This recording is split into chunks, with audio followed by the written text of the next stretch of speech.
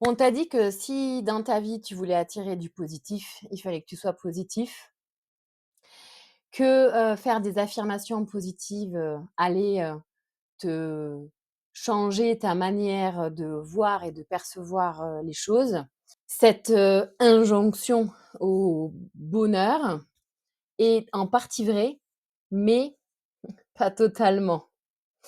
Parce que heu, tu mets en place tes affirmations positives, tu appliques les pensées positives, tu fais des méditations guidée où tu t'octroies, du temps, donc tu travailles sur toi, dans ce sens-là, pour attirer le positif et aujourd'hui ça bloque.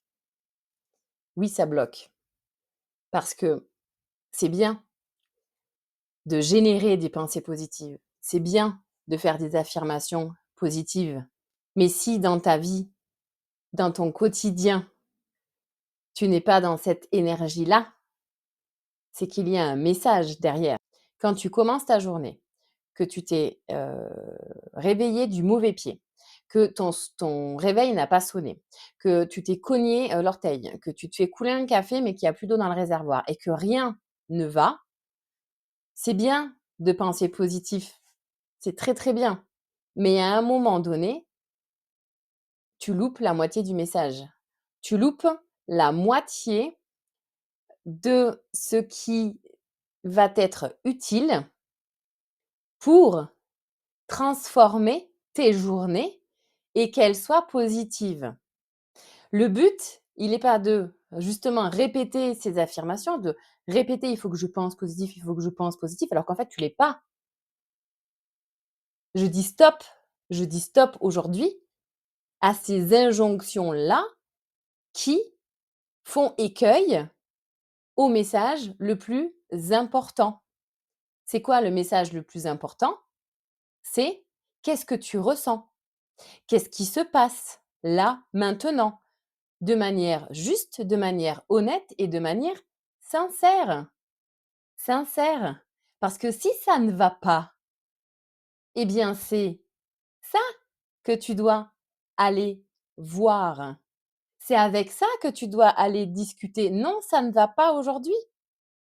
Donc, faire des affirmations positives, c'est bien, mais ce ne sera pas suffisant. Donc, si tu switches tes émotions, si tu switches, en fait, et si tu mets un mouchoir sur ce que tu ressens vraiment, si tu viens masquer avec des pensées positives ce qui se passe réellement en toi, tes émotions, tes sensations, tes pensées, en fait, la pensée positive, elle devient toxique parce qu'elle t'empêche d'aller vraiment dialoguer avec toi et notamment avec les pensées dites négatives. Dans l'univers, sur notre planète Terre, il y a les 2 polarités, positives et négatives. Oui, tu as des pensées positives, mais tu as également des pensées négatives. Donc vouloir entretenir en permanence des pensées positives, c'est passer à côté de la moitié du message. C'est contre-productif, mais du coup, ça en devient toxique et c'est pour ça que ça bloque. C'est pour ça que ça bloque. Donc au même titre que tu as des pensées qui sont positives, tu as également des pensées négatives. Moi, je comprends tout à fait et j'entends que aller voir ces pensées négatives, c'est pas la partie la plus agréable. C'est pas, on se lève pas un matin en se disant, «Wouh! Aujourd'hui, je vais me focaliser sur toutes mes pensées négatives». Pourquoi? Parce que je vais te prendre un exemple. Admettons que tu es en train de cuisiner et tu te brûles. C'est quoi ton réflexe quand tu te brûles? C'est de faire un mouvement en arrière. C'est de retirer ta main ou en tout cas de retirer ton membre. Pourquoi? Parce que c'est douloureux, c'est souffrant, ça fait mal. Donc, ce réflexe-là, en tant qu'être humain, tout ce qui va être désagréable, on va avoir le même réflexe. C'est normal. Au premier degré, c'est normal. Mais si tu te brûles avec le feu, tu vas en tirer des enseignements. Donc, tu vas éviter de te brûler la prochaine fois. Tu vas éviter toute source de chaleur en te disant: «Mais c'est exactement ce qu'on nous a dit depuis tout petit, le feu, ça brûle». Oui, le feu, ça brûle, mais le le feu, parce qu'il y a des choses qui sont négatives, mais du coup aussi des choses positives, ben, le feu, ça réchauffe. Le feu, ça éclaire.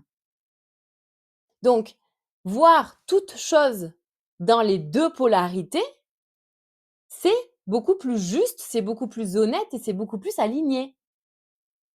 Donc, le premier écueil à la pensée positive, c'est refouler la réalité.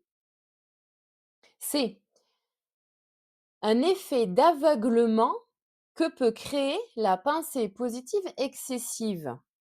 C'est devenir aveugle, devenir, hem, une personne qu'en réalité nous ne sommes pas. Par exemple, ça ne va pas, mais tu te forces parce que, beh, pensée positive, je vais changer et je vais créer ma réalité et mon quotidien, donc je vais forcer un sourire.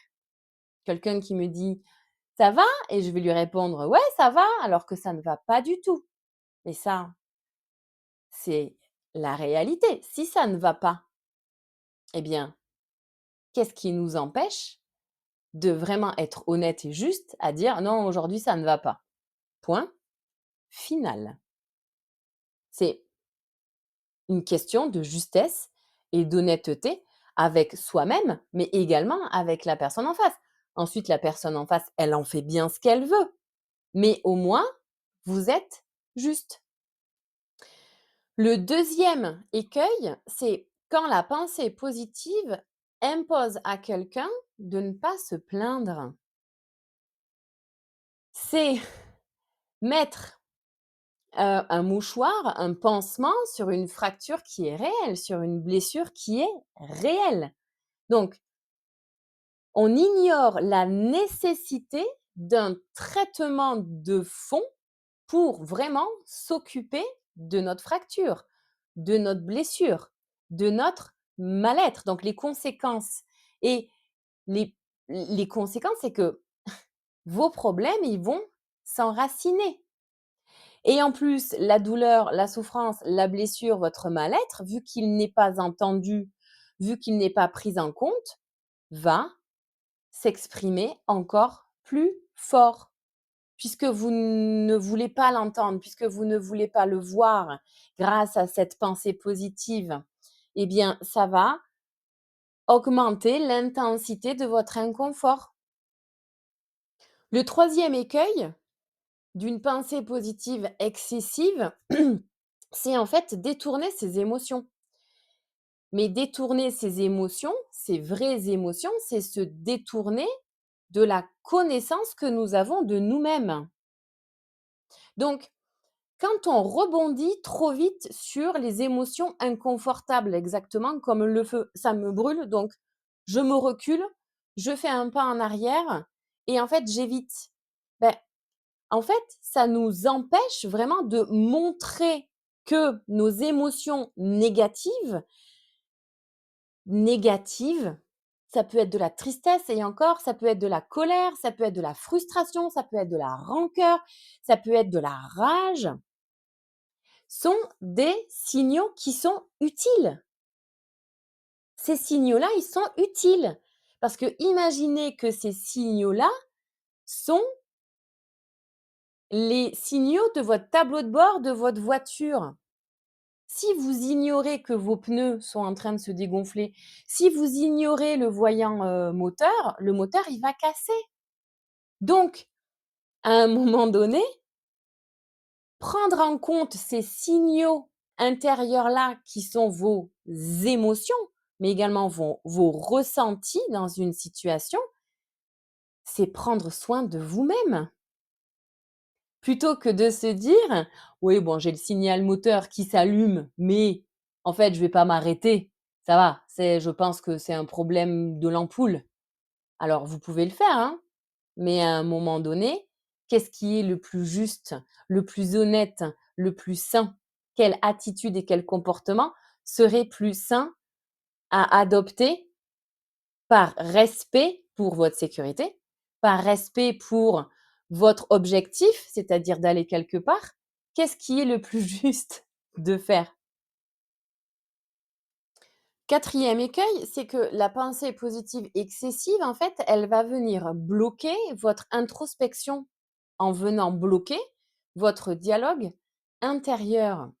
Donc, l'introspection, c'est quoi? C'est l'examen de sa propre conscience et de ses propres sentiments, de ses propres ressentis face à une personne, une situation, un événement, la vie, tout simplement.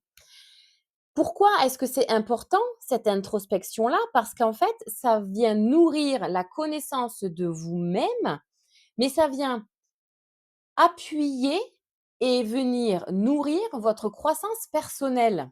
Donc, la pensée positive toxique, en fait, suggère que ce dialogue en vous, il n'est pas juste, il est même inutile, voire même négatif. Donc, c'est là où, véritablement, on arrive aux limites de cette pensée positive.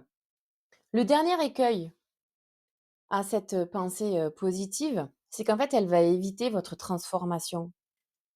La transformation, elle passe forcément par quelque chose de désagréable, parfois de douloureux et parfois quelque chose de souffrant parce que nous sommes des êtres humains.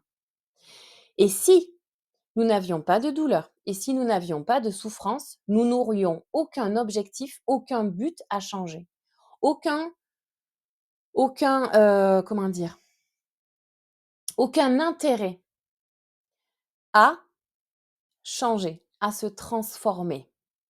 Donc, le dernier écueil, vraiment, c'est pensée positive excessive, en fait, vous bloque le changement durable de votre conscience, de vos schémas, de vos actions et elle vient bloquer votre processus de transformation à devenir un être encore plus conscient de qui il est en prenant en compte tout ce qui se passe en vous. Donc, les principaux dangers d'une pensée positive excessive qui va basculer dans le toxique, c'est euh, déni de la réalité, c'est ignorance de vos émotions, c'est blocage de votre transformation, mais également ignorance de vous-même par des processus d'évitement. On ne va pas voir en profondeur, on rebondit sur les événements, sur les émotions, sur les sensations, sur les ressentis. Oui, j'ai des peurs, mais je ne vais pas les voir. Oui, je ne vais pas bien, mais si je dis que tout va bien, ça va changer. Stop. Je préfère parler de pensée juste, de optimisme nuancé, plutôt que de basculer dans des pensées positives qui va vous faire passer, mais complètement à côté du vrai message. Le message qui va vous aider à poursuivre votre évolution en toute conscience et connaissance de vous-même. Et c'est la raison pour laquelle j'accompagne les personnes qui souhaitent évoluer de manière juste, libre, honnête dans ce processus de connaissance de soi-même. Et oui, j'accompagne dans ces côtés qui sont pas forcément glamour, ni glorieux, ni agréables, d'aller dialoguer avec vos pensées négatives, avec tout ce que vous n'avez pas envie de voir, de savoir de vous, de connaître, parce que ce ne sont pas les parties les plus lumineuses. Mais n'oubliez jamais que c'est dans la nuit que l'on voit mieux les étoiles et que sans l'ombre, il n'y aurait pas de lumière.